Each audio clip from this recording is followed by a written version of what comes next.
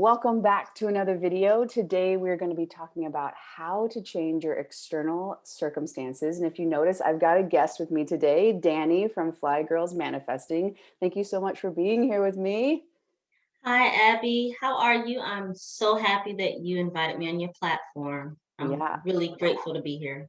I'm excited for everyone watching in my community to see the brilliance that you have and all of the information you have. And you guys, if you like this video, go ahead and head over to her channel. I'm going to include the links in the description box. We are doing another video about your internal conversations and your self-concept. So make sure to check that out. And yeah, so let's talk about it. How are we going to change your external circumstances? For those people who are watching right now, what do you say is the biggest mistake that people make when they're trying to change their external circumstances? To be quite honest, for me and what I see with people that I work with is your focus consistently. What are you focusing on consistently throughout your day and especially before you go to bed? Because I know a lot of people go to work, I know a lot of people have families, a lot of outside things are influencing you. However, you still have to focus on what is going on with you. And so, with external circumstances and how I feel like I have learned to change them, is to decide that no matter what's going on around me, I still am going to focus on my intentions for the day. So, something that I used to do when I first really understood how the subconscious mind works and reprogramming yourself with repetition, what I would do is I'd place like a sticky note before I got up. It was right at my bed, and then I had one in the bathroom, and it would just say, "What is your focus today?" And then before I went out to work, I would write down my intention for the day, and I kept that in my pocket. And I also got in the habit of like having a reminder on my phone because repetition throughout the day and my focus is what I realized that was pretty much not helping me if I wasn't focusing on exactly what I wanted to change. Because think about it, whatever's going on outside of you, that is what you're seeing. But you have to be able to refocus. Mhm. That's the way I see it. You have to be able to refocus. Okay, in front of me is something I don't like, but what am I doing internally? Mhm. And what are the reminders to keep me on track? So that's what I initially started to do. And I feel like that's the number one thing that people have to understand is your focus on exactly what your intentions are throughout the day. Over time, the repetition will help you to reprogram yourself and you'll start to see things change in your external world. Yeah, I think that's so good too, because when you were talking, it was reminding me of I basically think all the time in pictures. So when you're talking about the consistency, I'm like, if you're driving, you're like, oh, there's a road, I should turn on it. Oh, look, there's Mhm. another turn. And that's essentially what happens when you get so distracted by your external. Something comes up, and I've given the example, like you're in a good mood, you did your intentions, you meditated, and you walk outside and you see that flat Mhm. tire. And then that decision in that moment is when you really start becoming master of your own life and manifesting what you do want, because being able to be in control of your thoughts and feelings that are associated with how you would respond to that thing Mhm. happening to you, or is it happening for you to help you practice to realize, oh, look, this is just something that happened. How can I problem Mhm. solve for this? Is this really Yeah. the world? And if it is, what does it mean? If you're late to work and your boss is mad at you, like starting to use these as just like ways to understand yourself more rather than, oh my God, this really stressful thing has happened. And now I'm going to be angry. Now I'm going to be resentful. Now I'm going to feel like the world is against me, which just goes back to what you're trying to get away from. So I think it's brilliant to like, how you're like basically your future self was leaving you reminders of who you want to be, and rather than Yeah. continually be reminded, I guess really you can look at it that way, like you're giving yourself a chance with all those notes of who you can be, and your external Mhm. world is showing you who you used to be, and which one are you going to choose. So yeah, that's really really interesting and really brilliant. I've done that too, where sometimes I use phone reminders. So like at 3 p.m. or something, boom, it's like, oh yeah, I forgot, because it is about checking in, how you think and how you feel is what is your state of being, and constantly at first specifically because it's going to feel unfamiliar. Hmm. I Mm. agree.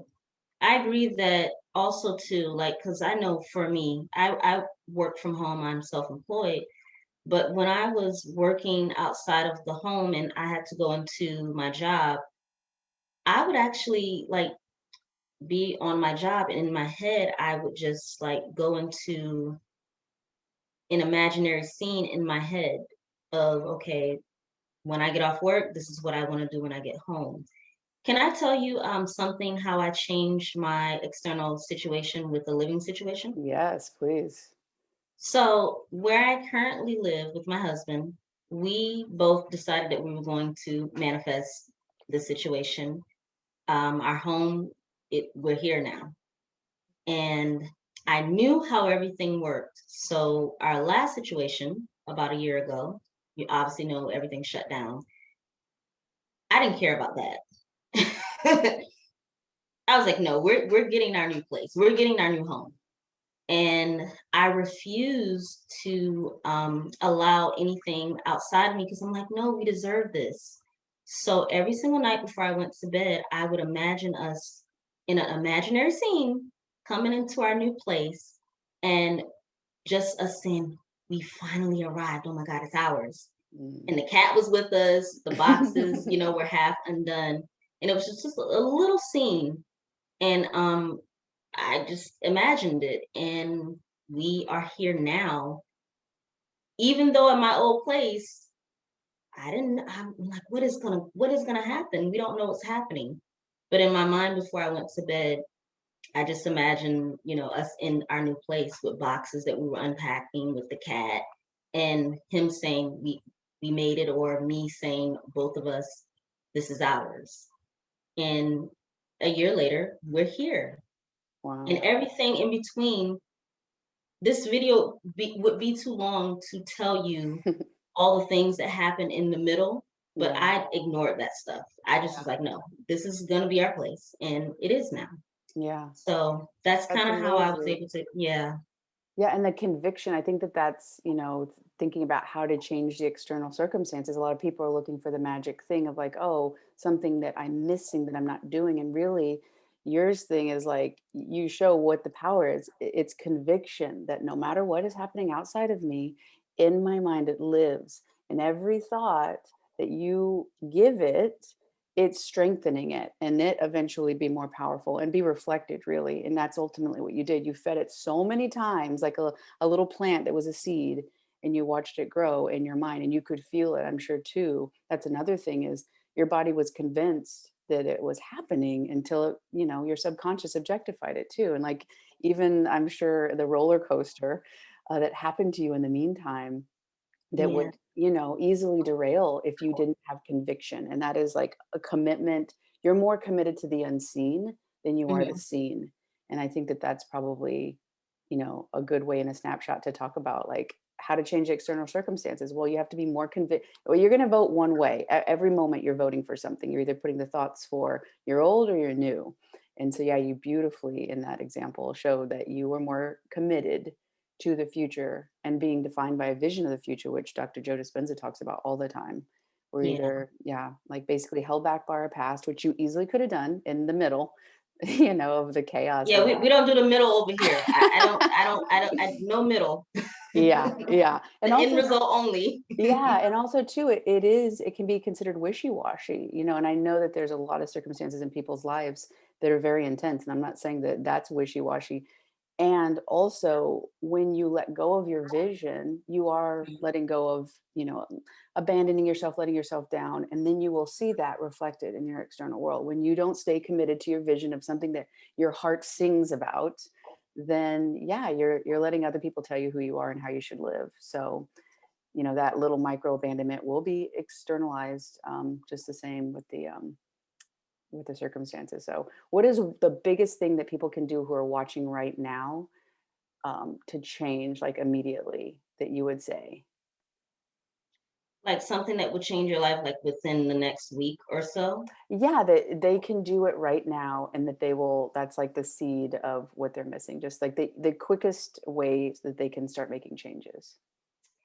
Okay, this might sound a little crazy to some people. I'm ready I for do it. I got my coffee. I do talk about this on my channel, but I tell people to become a little bit delusional Mm, when it comes to some people would call it blind faith. Let's mhm. just say that. To put blockers on. I'm not saying ignore people, or your life or anything like that, but you have to become so self aware of what's going on and so focused to where if someone calls you, I can't talk now. Husband, let me explain to you what's going on. I need the day where I cannot be interrupted. This is from personal experience. Mm, And don't worry about people's feelings being hurt because this is you recreating your self concept.